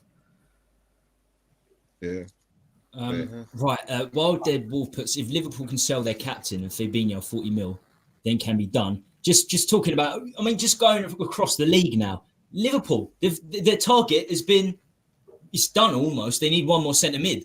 But they got rid of their old centre mids. Oxlade-Chamberlain wasn't doing anything. He was released. Naby Keita, probably the worst signing under Klopp. £50 million. It never really worked out for him. He's been released. Milner's old. He's gone to Brighton. They've got rid of their centre mids who weren't good enough last season. They've got McAllister in. They've got Alexis McAllister in. They've got the Leipzig guy, Bali. I don't know how to pronounce it. Slobberschlei, I think it is. Slobberschlei. But he's rated very highly. I've only seen him play a few times. I don't really watch Bundesliga. But he's rated extremely, extremely highly. And they're looking at like an Amrabat type player now. Yeah. So, and they might be selling Fabinho, but I guarantee they'll have another replacement for him as well. So the targets that they needed, the fans knew what the targets were. It was clear because they watched them play, as Chelsea did, and we're not fulfilling it. We're not even close. But forgetting centre backs for a second, Delane, what's your say on Kane? And do you want him to go? I'm actually surprised. A lot of people are saying at this stage of the window they think it's time for Harry Kane to go. Is that what your is that your mentality? At the start, I didn't want him to go because as a fan, you want the best for Kane. You want him to win the trophy with us. But the longer the saga goes, the more we get worried. The more it's just going to build up, and the more he's just going to try to push to leave. So, if I was Levy, I'll say, all right, then I'll cash you in now, get the money, pay me to pay the money for you, off you go. And we just, either buy another striker. Don't know. There's a lot of strikers we're linked with. But I think Kane deserves a move. I think he was trying to push for the City move. That never happened. So now I think he's going to try even harder now because he didn't get that City move. He's going to try and push harder to go to Bayern Munich. So, You might as well just cash it in now. Because the longer this keeps going, the fans are going to get more frustrated. The more Ange is going to get frustrated. And then, he might do what who was it? Nuno did, not play him. Play either Richarlison or Son in the middle, up front, sorry, and just keep Kane on the bench. So, you might as well just cash in it now and just, get the saga over and done with. So then we can move on as a team and as a fan base, to the more important stuff that we need. Eugene, your say on the Kane matter? I've got to say I'm in disagreement with the entire fan base on this topic, it seems. But Eugene, what are you saying? It bores me, right? Because this drama has been going on for too long, right? I think Kane, after Conte got sacked, or a mutual consent terminating his contract, he ain't with us anymore, right? And I'm really bored about it because it goes back and forth, back and forth. The only thing is that I want the club to come out and say something like this, right? If somebody comes along with £100 million, he's gone, right? Give a statement now, right? It's not that we don't want to sell him. We will sell him, right? If the price is right. Instead of just keeping quiet. But it's good because it gives us YouTubers who are Spurs YouTubers to make more shows, right? To debate about, should Harry Kane stay? Should Harry Kane go? It goes back, it goes forth, it goes back, it goes forth. To tell the truth, I don't care anymore. Number one, I'm a Spurs fan, right? I love Harry Kane for what he's done for us, but it's so sad, right? He's never won anything with us, right? I don't blame him for that, right? Because I blame someone else for that, right? But in the end of the day, if he stays and he doesn't sign a contract, Levy is screwed because he will go to any club he chooses in January, right? Imagine if he ends up in Arsenal, guys, right? I'm not even saying Chelsea now. Imagine if he ends up in Arsenal. Who would you blame? I think Chelsea's definitely. No. You never know. You never know, right? But of course, I've been saying since the beginning, since Poch been appointed as Chelsea manager, I'll see him go to Chelsea. I'll give it a 95% chance of him going to Chelsea if he doesn't sign an extension and he's been tied back down again. And I'll see him throws his toys out of the pram again, which what he did with Nuno for the first 3 months when 3 months when Nuno was there. For the first 10 games, that Nuno 2 months or so when he was there, Harry Kane didn't turn up. We know that. We saw that, right? What makes it so sure that Harry Kane will turn up for Ange? We don't know that either. Because, like I said before, if this Kane drama continues, right, Ange might snap, Ange might break, Ange might say that, like what Delaney's saying, I ain't going to play you because, number one, you're not a team player. I want team players, right? Someone who gives everything for the team. So, like what I'm going to say is what Alex, right, from THFC, right, Mr. Box Office has been saying, why are we Harry Kane FC? We should be called Tottenham Hotspur, right? If he goes for the right price, I don't care, even if it's 80 million pounds, let him go, right? As I see it. I'm not going to say that we get the 80 million pounds, we're going to spend it wisely or not, but instead of having all this toxic positivity in the squad at the moment, right, because it's toxic, it will turn toxic sooner or later, right? Whether it becomes negative or positive, I'm not sure, right? It ain't going to be good for the squad. Simple as that. Look, if he has to go, he goes. I'm 100% bored with this situation, but my perspective is that we need to keep him this season because if we get the 80 million pounds, 60 million pounds, 50 million pounds, 100, whatever the price is, for me, there's no way we can get a replacement. Wait. If you keep him and he's not happy, right? Why? He ain't gonna turn up. He's not been happy for 3 years, but he's still brought it. He's not been happy. The thing is that he's only happy when he was playing for Mourinho, a proven winner. When Nuno came in, he wasn't happy. Then when he got in Conte, he was happy. Now we're bringing Ange. Do you think he'll be happy? I don't think so. No, of course not. But I think 2 years ago he was very, very immature, Harry Kane, thinking that with 3 years left on his contract, he could announce that he was going to Man City and he'd go. And it's just not. But the thing is that he was conned by our greatest con man, right? He had a gentleman's agreement, right? A gentleman's agreement. That's rubbish these days, and I don't blame Levy for not selling him at that point. You know, why would you sell him at that point? It's ridiculous. But obviously, Kane despises. So is Levy going to give him another gentleman's agreement? Levy, the best thing to do. if you really despise, you're frozen. Look at it. Someone take a photo. Someone take a photo. Take a photo of this. Quickly screenshot it and send it back to Tommy. He's frozen. Look at that. He looks angry. Okay, so now we can talk about blocks again, right? So we did stream about 1.5 years ago. I'm back. I'm back. Even my own stream didn't agree with me. My perspective is this. My perspective is keep him for a season. Let his contract go down. That's great because Kane gets his own back. Levy is fucked because he loses the £100 million. We should still be able to get a new one next season. We cannot attract a striker this season. Finishing 8th with Postecoglou in charge, 3 weeks to go into the window. There's absolutely no chance we can attract a striker. So we're going to go with Richarlison up top, who can't finish his, finish his breakfast. We have about July, August. We have about another 6 months. The best solution for me would be keep Kane, get into Europe next season. Lose Kane. Why you keep saying we're going to get into Europe? We ain't going to get into Europe. If Kane's there, we sign a couple of good centre backs. And Kane is not at 100%, right? We ain't going anywhere. Simple as that. We finished fourth with Kane and Son a couple of years back. When? We finished fourth under Conte. We finished fourth under Conte. Right? Would we have finished fourth under Nuno? No, but he'll be sacked. Ange could be sacked in 3 months. Ange could be sacked in 3 months, and we get another Conte. So then it will be the manager's problem again. It goes back to square one, right? It goes back to square one. We need that reset now.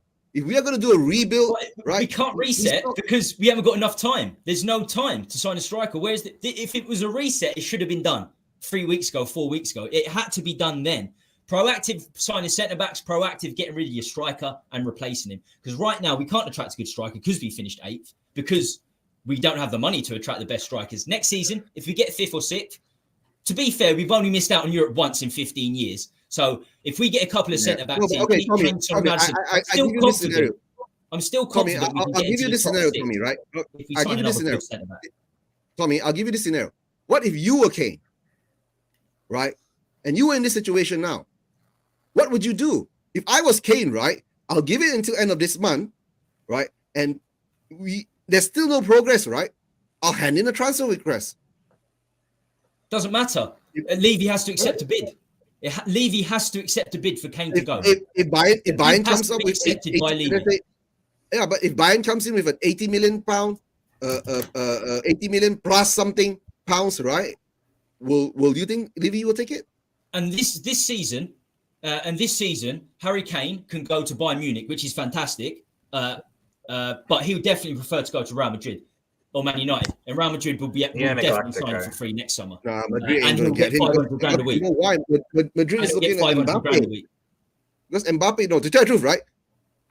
Kane's scenario and the Mbappe scenario is more or less the same thing at the moment. But the only problem the only good thing about PSG is that PSG's owners have come out and says that if Mbappe is to stay one more season with us, he has to sign a contract, right? Mbappe has come up with and said this: I ain't gonna sign an extension, right, with PSG anymore. So there is information coming out. But for us Spurs fans, we don't know. Don't know anything. They never tell us anything. They don't tell us anything, right? Well, probably, like you said, it will be dragged on until the last minute of the season. Then it'll be something like, okay, Kane is going to Bayern Munich, right? And then most probably will sign some player from somewhere as the backup striker. Then don't worry, guys, we have Richarlison to take over the number 9 spot. Yeah, big up to that. One of the biggest points I have on this is that even if we receive the money for Kane, it's not getting reinvested. So it doesn't matter. Yeah, well, that's it doesn't matter. Really. If he goes for a free next season, or if he goes for £80 million this year, it's not being reinvested. So it doesn't really matter. Well, hypothetically, what if it does though? What if we get rid of Kane, get 2 centre backs? Would you take that? Because that's something that no one really talks about. Maybe that's something that Levy's banking on. He's trying to get the money. I don't think you should be thinking like that, but I think that's what he might do. And for me, it's not going to happen, right? But I look at Arsenal. Their goals are spread out from their front three, right? Ange has kind of the same thing. And who gets into Brazil team over Jesus? Now, look, I don't think Richarlison's good. But I don't think he's good. I don't think he's good, right? But what I'm saying is if you can't lose a player like Kane for free. You can't. You can't. That's why you can't can't lose a lose him player for like free. Kane for free. That if Levy loses Kane for free, right?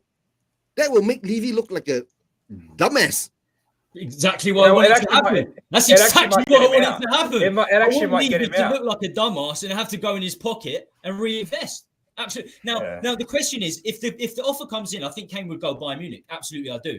But in his own favour, he gets to spend the last season. Okay, could beat the Premier League record, whatever. I don't think that's a big deal. And then he could go Real Madrid for 600 grand a week, or he could go to Bayern Munich for 400 grand a week, and he could wait a season. It's going to be No, why can't Levy do something like that, right? Sell him to Bayern Munich for 80 million pounds. Put in a buyback clause, right? In 2 or 3 years' time, we are the first dips for Kane to come back. Why can't you do something like that? Give the poor guy, right, a chance to go and win something. I think the last thing you want to do is come back here, Harry Kane, to be honest with you. I think the very last thing. Well, I mean, you just put in a clause, we get first to buy back. You know what I'm saying? But right? I don't trust Richarlison up front. I do not trust. None of us do. None of us do. And with Richarlison up front, we finish probably 12th or 13th. Yeah. Then what kind of striker are we going to get? I will tell you the truth. What kind of striker are we going to attract? Richarlison won't play up front. Sonny will play up front. Because Sonny has done it before whenever Kane was injured. We saw last season, he wasn't finishing anything either. Yeah, but I think that's enough. I think this season we're going to see. He was injured last season. He was playing with... To tell the truth, I'm pissed off with our club letting a 60% fit Sonny play the whole season. Yeah. What's wrong with our club? Yeah, I think that was a mistake by actually a few managers. I think that was one of Conte's biggest mistakes, not putting Richarlison in earlier on the left wing. He took Kulu out instead. That was one of his biggest errors. But to be fair, Son just come off winning the Golden Boot award, so he was obviously persisting with him, hoping he will get that form back. So you can't get your form back with 60% fitness levels. You can't. Yeah. Right? Hopefully this season, Sonny recovers and at least come back with 100%, not even 110. You know, just give us back 100. There's no striker we can get in this season because nobody's going to want to come with us finish 8th. We put Richarlison up front. I think we're finishing 11th or 12th, even if we get the centre back in. If you finish 11th or 12th, you're definitely not signing a good striker next summer. Nobody's going to want to come. So that's how I see it. The best option is to try and get into Europe to attract the better players next season. If Levy loses money, I don't give a fuck. In fact, I'm happy because why do we Spurs fan? No, hold on. Why do we always think that we have to get into Europe to attract players to come in? Why? We weren't doing it before. Because we weren't doing it before. We were top 4 last season. Who did we bring in? So we can't with Europe. So imagine trying to attract him 12th. Yeah, you know? I mean, so it doesn't matter whether we're Chelsea don't attract the quality players. Well, Chelsea finished, I think, 12th last season. Yeah, Chelsea's 12th. Look at what they're buying. In the end, it doesn't matter. They'll give you 600 grand a week. They'll give you 600 grand a week, and that was an anomaly. That's an anomaly. Chelsea, you know, that season last season. In the end of the day, right? It's very simple. Daniel Levy won't break his wage structure. Okay, if you don't break your wage structure, right, you won't get the quality players. Simple as that. If you pay 150 to 200K per week, you will get that 150 to 200K level kind of player. How many 150 to 200K players do we have? Not many, right? Rest of them are under 100K. That's the quality we're getting, right? Levy should know that, right? You pay the money, you get the quality. You don't pay the money, sorry, right? Kane out, who in? Yeah, you got Watkins is there, you know, Lautaro and Vlahovic coming to us now. Washington won't come. Muani is already gone to. Who is Muani going? Muani is supposed to go to Manchester United, right? If I'm not mistaken, right? All the top boys in the league need strikers still. You know, Chelsea. Yeah. They have nothing since. I was saying earlier in another stream. I'll take Tony. I'll pay for him now, right? Until he comes back next January. I think he's the most obvious option. He is the most obvious option, Tony. If Kane goes, I'll take Tony. I don't mind Tony. At least he at least he's a Premier League proven goal scorer. He got 20 goals last season. Yeah, his third top goal scorer behind Haaland and Kane. But Yeah. he's not going to Yeah. be cheap then, is Well. he? If Brentford want £40 million for Raya with 1 year left on his contract, they're going to want 70 million for Tony. Are we going to spend 70 million? No, I'll go in. I'll go. No, I'll tell him I'll go in now for him. So because he ain't playing, I'll give you 50. He ain't playing, right? Take the 50 now, and you can buy another player that you need to use. Brentford.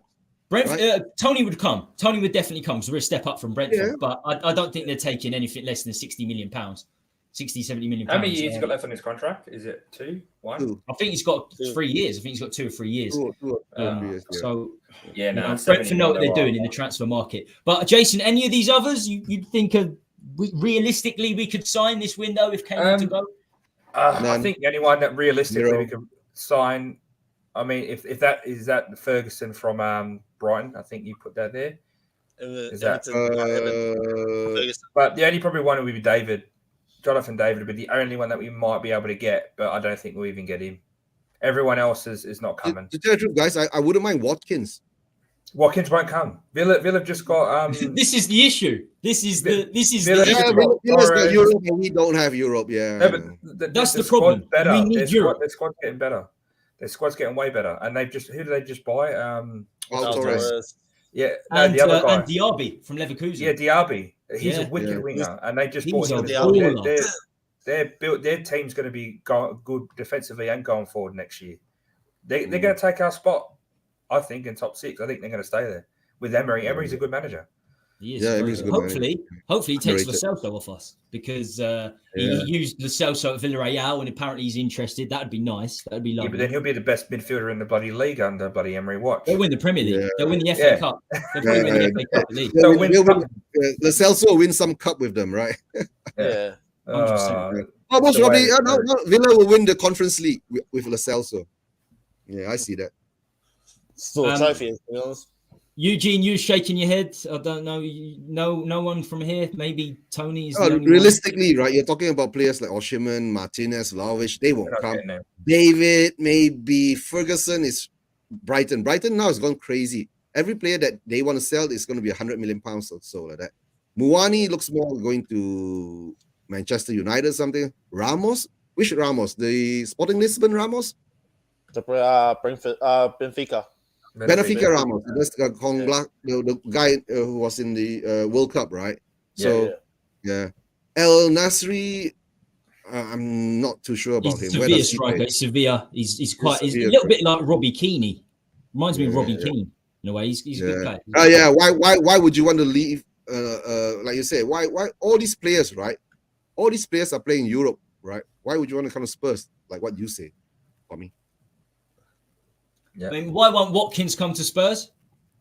Yeah, I say all the players you put out there, right? They're all playing Europe. Why would they want to come to Spurs? Apart from maybe David, I'm not sure. But that's the point. That's the point, Eugene. They play in Europe. Yeah. That's where we need to get to next season to get a striker.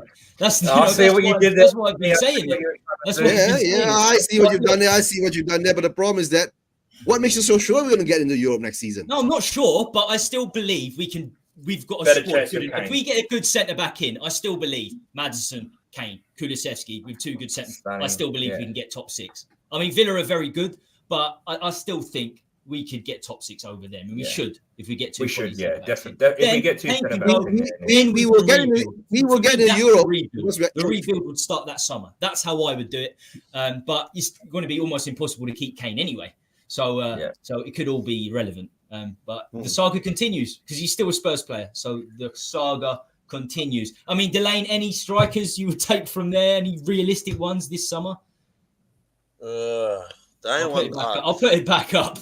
But, probably I have to go with David. He's probably the more realistic one. I wouldn't mind Vlahovic, but I think he'll be going to PSG. I think PSG are going for him. We were linked with Lautaro Martinez when we were under Conte, but yeah, I don't know what happened with that. Other than that, look, none of them would come to Spurs. Maybe a David. I know David was linked to go to Arsenal, so I mean, yeah. Look, it's really hard. It's really hard to know who's gonna. If we do sell Kane, who's gonna come in? Like, it's really hard to know. I think the answer would be Tony, and we're not going to see him for 8 months, and then you'd have to spend 60, 70 million pounds. Yeah, I don't see it. I think if we were to sell Kane, there's a high chance I think we'll get like a Llorente type for 6 months. Oh, We'd get a Llorente type for 6 months, and then maybe in January sign a I don't know, an average striker like Man United did with Weghorst, sort of, and keep retiring. Go get Vincent Janssen back. Go get Vincent Janssen back. That's what I'm saying. It's going to be like a Llorente or Vincent Janssen. It's too late in the window. It's too late in the window. This should have been sorted a long time ago. If we're going to sell Kane, it should have been sorted a long time ago. Yeah. Right. Okay. We're wrapping things up. There. Almost hit the 2 hour mark. I like keeping these lunchtime ones at an hour, but there's so much to talk about, so much to debate. But we still haven't finished debating about the dogs yet, right? That was such a long time ago. I think if something happened in a previous channel name, you shouldn't count. You shouldn't count. All right. I'll go looking on YouTube, man. I'll find everything that happened there. It was good. It was a good stream. I think we've got. It's quite confusing because I think we've got people watching basically from Jason Ospur channel, Total Ospur, and Eugene. So the numbers aren't exact. But what I'm seeing is we've got 38 people watching. We've still only got 28 likes. Get it up to 30, 35 likes. That would be fantastic. It's completely free. Every like really does help the channel grow. It gets this moving. It gets this channel moving even faster. And I've seen that a few of the people have subbed to Total Ospur and Spurs Eurasian TV. Before we go, last time when Delane and Jason were on, Delane advertised Total Ospur. So I think it's up to you now, Jason. What you got coming up, my friend? You done the watch along, didn't you? You done the watch along for the West Ham. I did the watch along for the West Ham game. Delane joined me at the back end. His boy was a bit sick, but we will be doing a watch along for the Leicester game this Sunday. I think it's 9:30. I think kickoff for us. I'm not too sure. Yeah, 6 p.m. our time again. It's about 8 p.m. your time. 8 p.m. So pretty much the same time as last time. And then we're doing the usual, getting our content videos out. We're going to probably put one out. Was it Friday today? So actually, no, we won't put one out until we do the live watch along. But yeah, just doing those, and then if anything big comes up, we'll get onto our shorts or our videos and put some stuff out. But it's irregular at the moment because of the jobs that we have. I start at random times. Delane's more specific, but I start at random times, so it's a bit hard to get content out regularly on a schedule. But we're going to be working towards that this season and making sure that we're on time with all our stuff. But yeah, just watch alongs, videos, and Delane's very active on the Instagram and Twitter. So if you get hit up by him, then by us, it's usually Delane that's on the other end. Yeah. Mm-hmm. And yeah, exactly. The Twitter's Total Ospur, so you can see everything they've got coming up on there. So make sure you follow the Twitter there. And I can assure you, the two Aussie boys we've got on are not Spurs fans because of Ange. That's for sure. I think there may be a lot, as you said, Delane. There's a lot coming through, but it's not the case. It's not the case. Eugene, Spurs Eurasian TV. What you up to, my friend? You usually do Sunday. I see you do Sunday midday, but not all the time. You still got that? To tell guys, because I've not been doing much streams lately because of work and all that, but I've just stopped working. I'm on my sabbatical now. That's why I'm very free to do shows, right? At the moment now, I'm going to finish off part 2 of the Levy Out, Inik Out show, which we talk about in depth of the board of directors that we have. I've gone past Lewis. I've done Levy. So the next one coming out will be Cullen, Cappahorn, and the rest of them, right? And then after that, I'll be coming out of a few more shows. Since I'm free now, I'll be doing the preseason review show. And of course, the transfer window shows, right? And during season shows, I'll be having shows more like, my usual preview review shows. And of course, now I'm coming out with a few more shows like the North London Rival shows. And of course, I'm doing a new show called The Big 8 Show, right? Just to expand it to Spurs, right? We are 8 now. Yeah, because I see a few people do top 6 and you've got Spurs. I'm like, how the fuck does that happen? So top 8 works now. Top 8. I'm gonna do top 8, the Big 8 show now, right? So since just to cover us, right? To be fair, right? I'm a Spurs fan, right? And Jason, if you want company on your watch along on Sunday, let me know. I'll join you since we are more or less around, right? And since we are considered part of Asia now, we should support each other. Yeah, we should. Yeah, we should do more shows together. 100%. Yeah, I love because I got a lot. When I was doing shows previously, right, I used to get a lot of Australian fans on, right. I got a few of them, so maybe we can link them up with you guys, and let's see how we go from there. Yeah, sounds good. Yeah. Yeah, I'll get Tommy to pass your contacts to me and all that too. Are you Yeah, on WhatsApp, right? Yeah. Tommy has all. I think he does. Tommy, send me their contact numbers and all that. I've got Jason's WhatsApp, but he gave And me a few the weeks name's back. WhatsApp, We've got the Twitter. We've got the Twitter. We've got the Twitter, and unless you just put your phone number in the private chats, then I can key it in, then I can look for you guys. Yeah, I'll do that. Yeah, I'll put mine into later. Then we can link up. Then Sunday I'll join you for a watch along, right? Because then after that, see what happens from there. And everyone in the chat, join Total War Spurs for the watch along on Sunday. Yeah. Going to be interesting. But if we concede 4 like we did a few weeks back against Leicester, then it should be even more interesting. But we'll see. We'll see. I just want to say a big thank you to the people in the chat because we got up to the 2.6k. I think we've got 2.6.3 now. So fantastic. Really do appreciate it. And yes, if you haven't liked, please like. Stay safe, stay free, stay classy, Leo Whites. My next show will probably be Sunday morning or Sunday night, something like that. Peace out. Peace out, everyone. And as always, leave you out.